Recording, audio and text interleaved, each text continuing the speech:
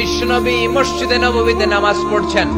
তিনি আল্লাহু আকবার বলে নামাজ শুরু করলেন, কেরাত পড়লেন, রুকু করলেন। রুকু থেকে দাঁড়িয়ে বিশ্বনবী পড়লেন সামি আল্লাহু লিমান হামিদা। পেছন থেকে সাহাবারা পড়ল রব্বানা ওয়ালাকাল হামদ। এক সাহাবী বাড়িয়ে অতিরিক্ত পড়লেন হামদান কাসীরান তাইয়িবান মুবারাকান ফি।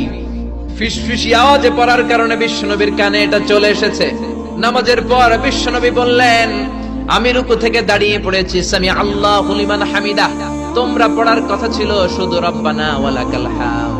কে যেন একজন ফিসফিস আওয়াজে পড়েছো হামদান কাসীরান তাইয়িবান মুবারাকান ফি। কে পড়েছো? দাঁড়াও। কোন সাহাবী দাঁড়ায় না ভয়ে। বিশ্বনবী অভয় দিয়ে বললেন, কিছু বলবো না। কে পড়েছো? দাঁড়াও।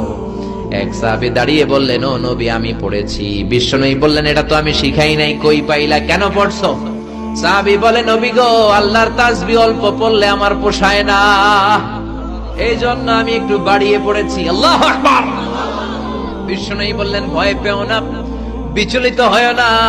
নামাজরত অবস্থায় আমি দেখেছি বিদআউ ওয়া সালাসুনা মালায়েকা, 30 জনেরও বেশি ফেরেশতা তোমার এই অতিরিক্ত তাসবিহর সওয়াবটা কে লিখে লিখে আল্লাহর দরবারে পৌঁছে দিতে পারে, তারা আকাশের মধ্যে কে আগে নিয়ে যেতে পারে প্রতিযোগিতা করছিল।